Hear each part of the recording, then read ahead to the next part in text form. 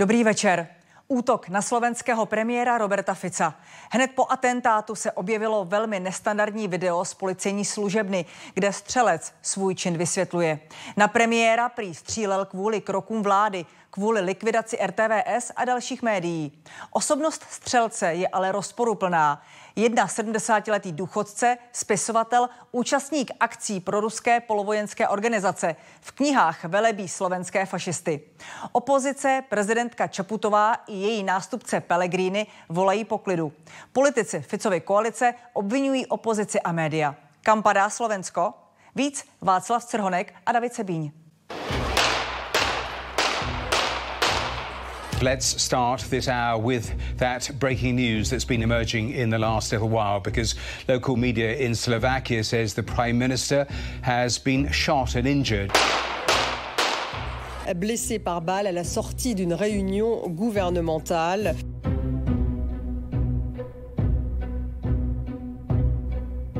Er soll sich immer noch in einem lebensbedrohlichen Zustand befinden.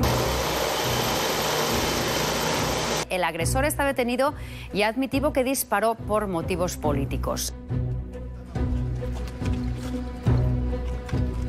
Fico è il primo premier europeo in carica a restare colpito in un attentato dopo quello del 28 febbraio 1986 in cui fu ucciso lo svedese Olof Palme.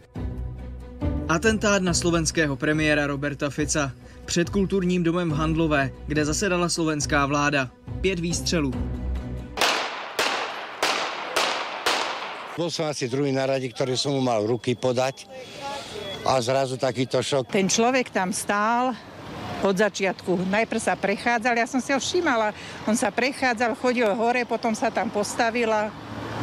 Už len čakal. Pamätám, ako sme sa často s manželkou rozprávali, ktorá videla, ako ja chodívam bežne medzi ľudí. Pošiel som dokonca medzi neofašistov a rozprával som sa s nimi. A nikdy som nemal ten pocit, že by niečo také mohlo stať. Žiaľ, ukázalo sa, že sa to stať môže a stalo sa. A je to čierny deň Slovenska. Zrovna zasedali i slovenští poslanci. Vážená pani poslankyňa, vážení pani poslanci, prerušujem schôdzu parlamentu na neurčito. Bol postrelený predseda vlády Slovenskej republiky. Toto je vaša robota.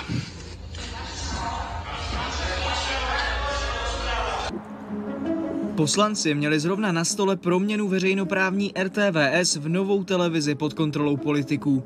Jen hodinu před útokem jsme natáčeli s ředitelem RTVS Lubošem Machajem. V záběru za ním Robert Fico na briefingu, ze kterého zamířil na místo atentátu. V rozhovoru Machaj mluví i o situaci médií na Slovensku. To, čo povedal premiér Fico, že my ohrozujeme občianske slobody na Slovensku, lebo tým, že sme neobjektívni, zavedzujeme ľuďom, aby dostávali objektívne informácie.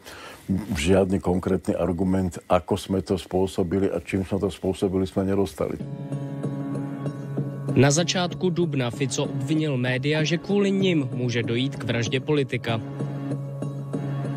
Ja už len čakám, kedy sa táto frustrácia tak intenzívne prehlbovaná denníkom N, Smečkom či aktualitami pretaví do vraždy niektorého z popredných vládnych politikov.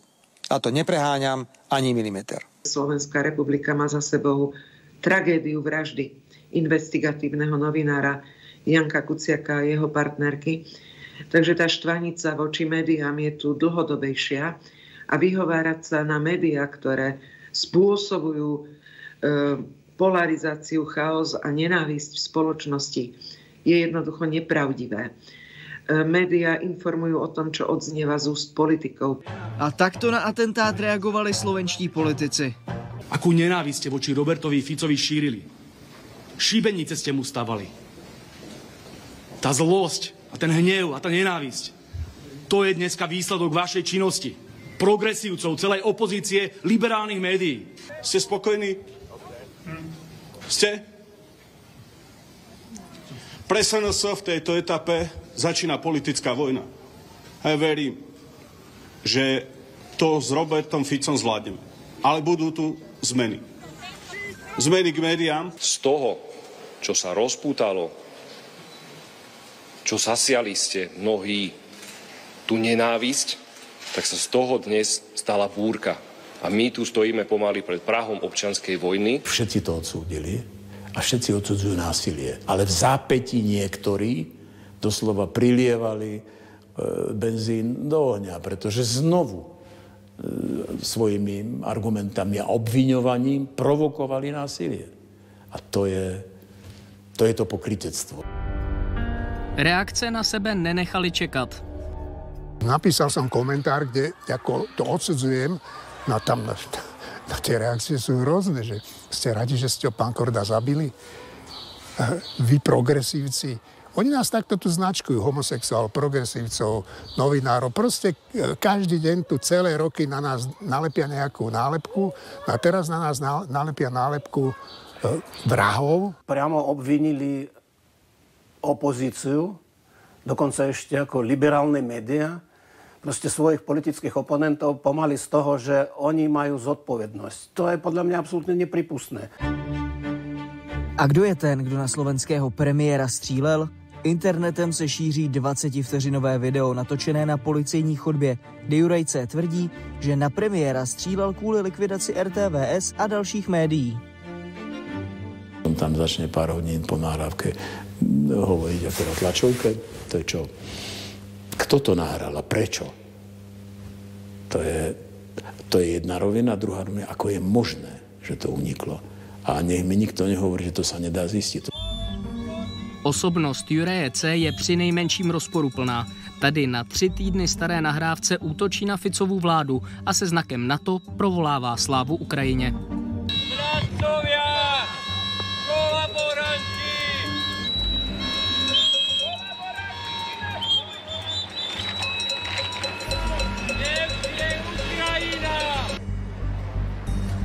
Předtím ale bývalý zaměstnanec bezpečnostní služby stihl napsat knihu, kde se hlásí k programu slovenského fašisty Kotleby.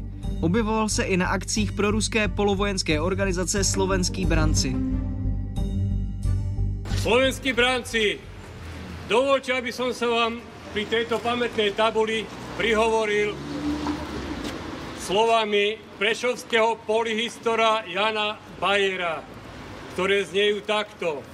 Sentire, intelligere, credere, operare. V slovenčine tieto 4 slova znamenajú veriť, vnímať, rozumieť a konať. On tam řečnil.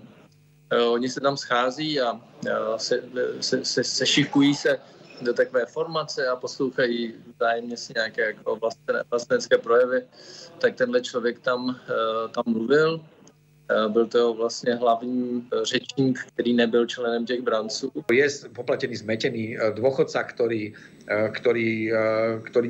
ktorý proste reagoval na základe niečoho, čo podľa všetkého posúdia až odborníci na duševné zdravie a policajti počas vyšetrovania. Po internetu se šíří i Ficova lékařská zpráva. Premiéra 2krát operovali. Jeho zdravotný stav je naďalej veľmi vážny a bolo mi umožnené s ním hovoriť len niekoľko minút, pretože si jeho aktuálny stav vyžaduje naozaj pokoj a kľud bez ďalších vonkajších rušivých vplyvov. Právě nově zvolený prezident pak vystupuje spolu s dosluhující hlavou státu Zuzanou Čaputovou. Vyzývají ke klidu v rozbouřené zemi. Stojíme tu spolu, lebo chceme vyslať signál porozumenia v tejto napätej situácii. Tento atentát si zaslúži spoločné a jednoznačné odsúdenie. Na takýto krok potom môže nadviazať zmierovanie národa a upokojovania vášní. Jaké bude Slovensko po atentátu na premiéra Fica? Ta situace je sama o sobě velmi vyostřená, cokoliv se k ní bude přidávat emočně, dalšími eskalováním jako tezí o občanské válce, tezí o tom, kdo za to může, hledáním jako nějakých chimérických viníků, což zaznívá zejména z toho vládního tábora, tak to tu situaci jenom vyostřuje a vlastně neuklidňuje. Takže ty emoce byly velmi silné, ale padají velmi silné výroky. Je tam tak trochu válečná retorika, to je v té společnosti vždycky strašně nebezpečné. Toto sa nikdy nemalo stať a je to dôsledkom niečoho. Nenávisť plodí ďalšiu nenávisť, násilie plodí ďalšie násilie a ja som ja verím a dúfam, že sa Slovensko preberie, že to zoberie ako obrovskú facku, ktorú sme dostali. My všetci.